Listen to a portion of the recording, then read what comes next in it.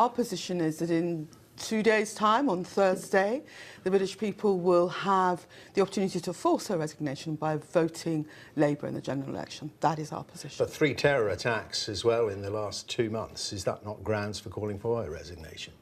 We think this can be resolved at the general election, but it is a fact that we've had 3 terror attacks in 3 months, and now people are finally focusing on the cuts in police officers, which all occurred on her watch. She has a way in the past 24 hours of talking about the problems as if she hasn't been Home Secretary for 6 years. This comes back to her.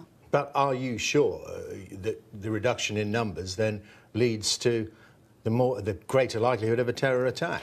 No, I'm not saying it leads to the greater likelihood of a terror attack, but in terms of the investigations and finding out what's going to happen, the reduction in numbers has meant there are less community police officers, and it is community policing which gives you the links to the community so you can actually find out what is really going on. OK, so you've got 10,000 more police officers coming on stream. How many of them will be involved specifically in community policing aimed at Muslim communities? Well, I don't know about being aimed at Muslim communities, but they definitely will all be community police officers. The 10,000 community police officers, then? 10,000 community officers up and down the country. In so England no and more Wales. detective inspectors, no increase at any other level, just with community police? We're starting with community policing because we think the... Well, sorry, is that all the 10,000 or some of them?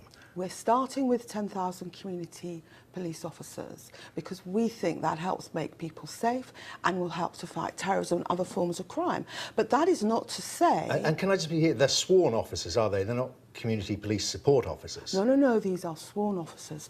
10,000 sworn officers in every ward in the country. And we think that's the beginning of making the British people feel safe. And we think Theresa May should be embarrassed that numbers dropped what role will they watch. have? What role will they have in the communities they go into looking for terrorists? Chatting to them, or will they act then as the eyes and ears of the security services and the other forces, the anti-terror police, who have to come in and arrest them?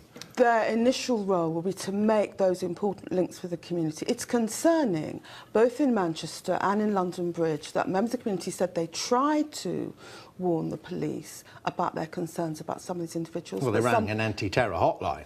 And somehow nothing happened. Well, it wouldn't have been community police, though. I mean, the community police are going around having a cup of tea in the mosque or something, I think that everybody... all the stakeholders in community policing know they play a very important role in building links between the community and the police.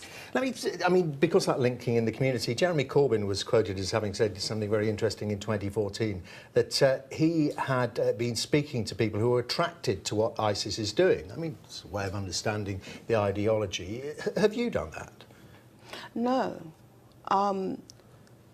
No, because... Don't you want to understand what motivates these young men and women? Everyone that I speak to is completely horrified and disgusted by these terror attacks. But there's no doubt there's an ideology there, isn't there? Isn't it worth talking to them, as Jeremy Corbyn says he's done, and trying to find out what motivates them? I have a Muslim community in Hackney, but they are all horrified by these attacks. Let me ask you about these attacks, because I revisited, as I'm sure you have recently, the Lord Harris inquiry, the recommendations that he made to Sadiq Khan about preparedness in London for a terror attack. Do you think some of the things he said in there were prescient and should be acted on? They haven't been acted on yet. I think we do need to revisit that report, because... and we do need Which part of it? Well, I just think it's about preparedness and resilience. But he made some very specific recommendations that haven't been acted on. Do you know what they are?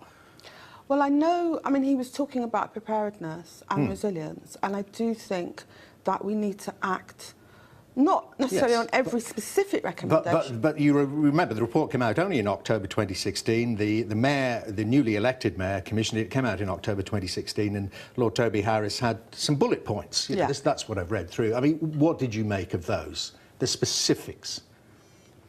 I thought, because I know Toby Harris, he's a very long-standing London very thorough-blown politician. inquiry, I must say, and review.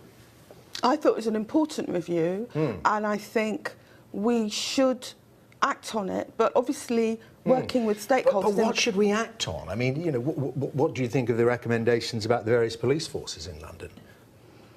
You mean the idea that they should work more closely together? Well, he suggested they should amalgamate.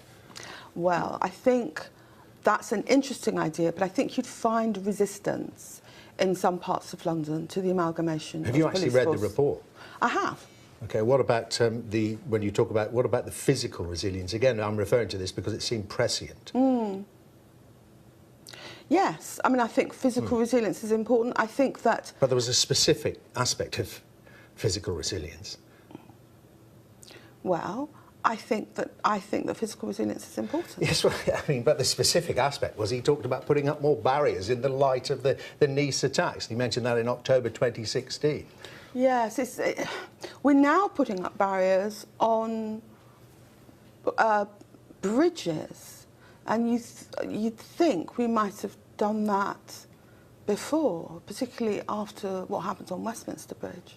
But now, in the past few days, we've been putting up barriers on bridges. So would you recommend putting up barriers around more public spaces? For instance, you know, there are many spaces, even just in London, where people gather. Do you think around parks, around Covent Garden, around places like that?